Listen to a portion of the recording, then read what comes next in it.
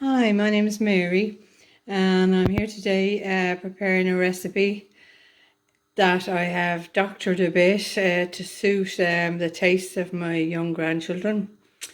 As we know, food conjures up many childhood memories. The smell of oranges, especially in winter, reminds me of wonderful Christmas school parties that were given by a local benefactor, Ambrose Congreve.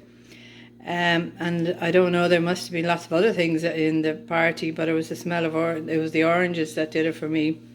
One year my granddad died and his funeral was on the day of the party, so I couldn't go and I was devastated. Another fond memory is the smell of sausages sizzling in the pan on summer days. We would be outside with my brothers playing, waiting for my mum to call us in for dinner to have the sausages with the newly dug potatoes. Clover sausages were the name of the sausages in Waterford, and they were very popular. My 3 American grandchildren love Irish sausages, and they've been staying here for the last few weeks, and so I've prepared this recipe for them. It's sausage pasta recipe because the love of potatoes has been replaced by pasta and rice in the modern world. So firstly, you get your sausages. A good quality sausage is very important. So I've picked, Super Value, which are meant to be very good. So I've got these sausages, and at the moment I'm just trying to turn the... so I'm just going to put those on the pan. I've chopped them already. You're meant to cut them in quarters, and that's what I've done. And let them sizzle and brown. Because I know Coddle asks for sausages boiling so that you get them white coloured, but I prefer the brown, I have to say. So then you cut sausages, which I've done, and fry on the pan until they're brown. The other thing I'm going to do now is I'm going to chop some bacon that I have left over and add that to the sausages just to give a bit of flavour. The last time I did this I used bacon lardons and they were nice as well. So as I say, this is a cheap and cheerful dish and is very popular, and even my older sons enjoyed it and I enjoyed it myself. You can't beat a bit of comfort food. Plus you can cook it in advance and then just add the pasta, cook the pasta when you need it and add it to it. So that's that cooking away there. So in the meantime then, I've chopped my onions and they're ready to go, and I've also chopped up a bit of garlic because I don't use it that often myself, but it seems to appear in all recipes now. I'm going to add that to the chopped onion and the diced garlic to the recipe, and they can be cooking away with the sausages. Now, as I was doing this course, I mean, there's lots of recipes I could have used that might be more traditional Irish. Irish stew, or my mother used to do a lovely stew with pork skirt, it was called. I think it was, again, a Waterford recipe where you add but the same stew idea, but I don't know if you can even get that meat anymore. It's some part of the pig. I didn't know pigs wore skirts, so there you go. It's called skirts.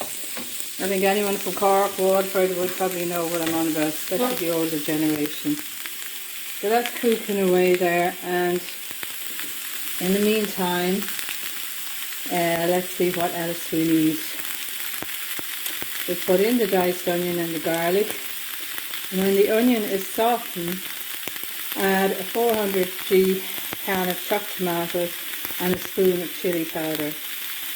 And so what I'm going to do is, I didn't have chili powder, but I have got taco powder that I use for one of these recipes for tacos, and I'm going to stir it into the chopped tomato. Hopefully that will have the same effect, just to spice it up a bit. And then I'm going to add that to the pan.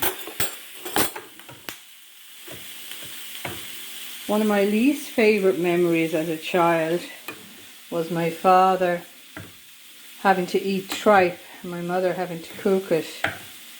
It's a piece of, I think it's from the calf. Now I'm not too sure, but maybe the stomach. It's definitely stomach. And it's yucky, horrible white meat.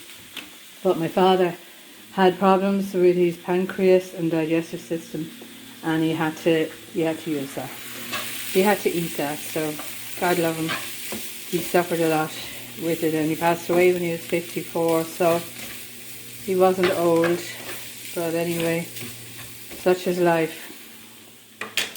So then we will add, my videoing is not great, I have to say.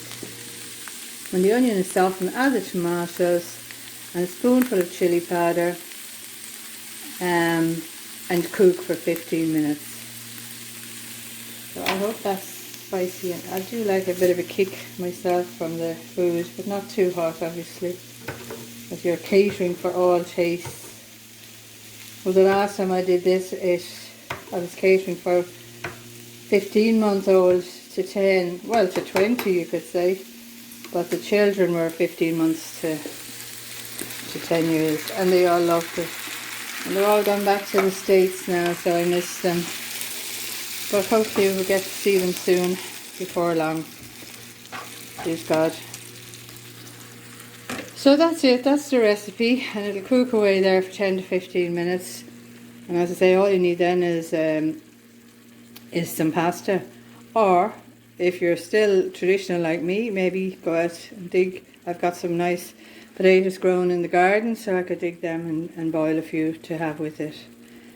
I also think might add a few small tin of baked beans for the fibre. Okay, thank you.